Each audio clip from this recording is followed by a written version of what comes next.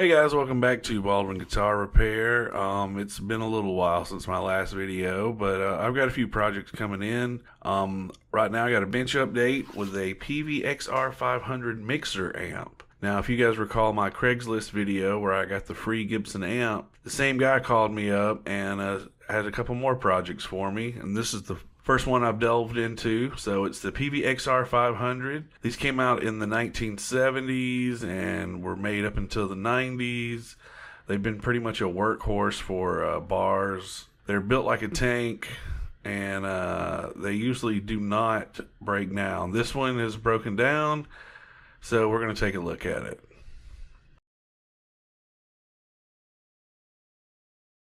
Alright, so here's the initial inspection on the bench. Those input jack's a little rusty, but everything looks pretty clean. I got all the original knobs. Everything turns. Now, I did not plug this up. I want to put together a current limiter before I turn it on, and I have fireworks coming out of the transformer. So here we go, inspecting the back.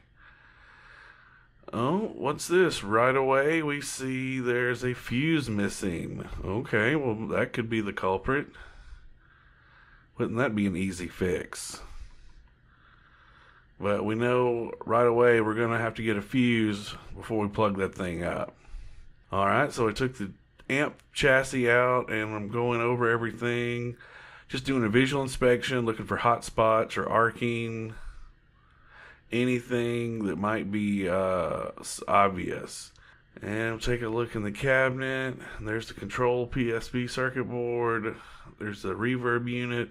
And this thing was full of bugs and spiders. You see a dead spider. And there's bug turds and spider webs and all kinds of critters were in the chassis.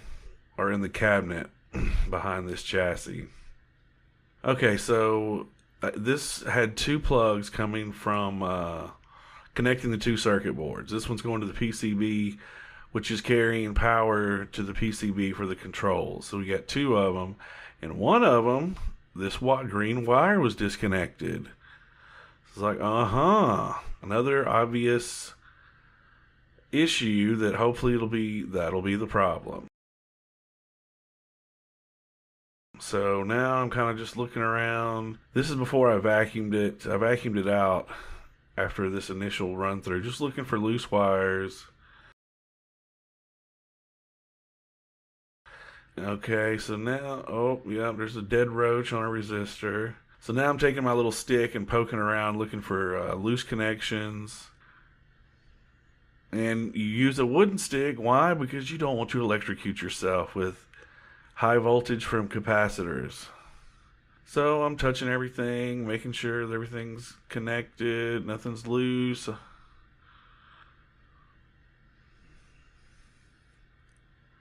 think that's part of the reverb circuit. These big capacitors, pushing them around, making sure they're tight. These capacitors, this is on the amp, or on the on-off switch. So now I'm looking with the headlight I've got in here. I'm looking for cold solder joints. I'm looking, or any arcing, or anything that I can see like bad solder. And from first quick inspection, everything looks pretty cool. So I'm hoping it's those two. And then we're going to tap around these connections, testing everything.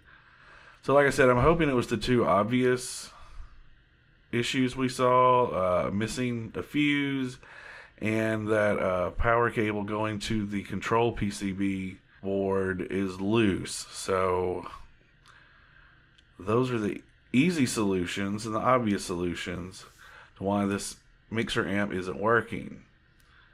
So now I'm double checking, a little more poking.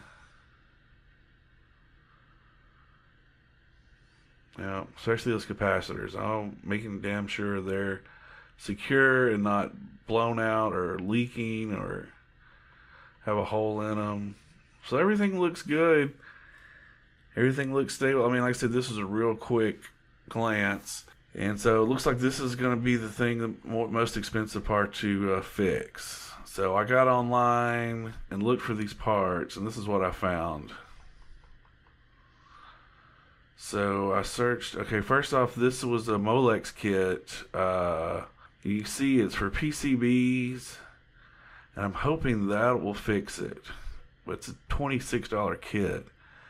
Alright, and this was the best thing I could come up with for fuse holder. I think that is what's on the back of that mixer amp. And I need that gray part with the fuse in the middle. I'm just going to replace the whole entire part. And if that's not it, then I'm going to use this one.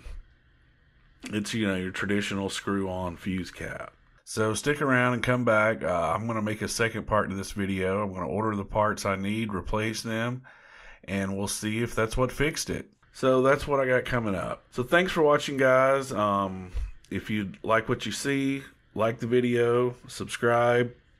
If you'd like to contribute and help me produce more videos like this, become a patron, visit my Patreon website. I'll put the links down in the description. I want to thank everybody for watching, and I especially want to thank my very supportive, encouraging mother who continues to support and contribute in her way, and I appreciate it. You only wish you could have a mom as cool as mine. Thank you, and have a great day, and until next time, goodbye.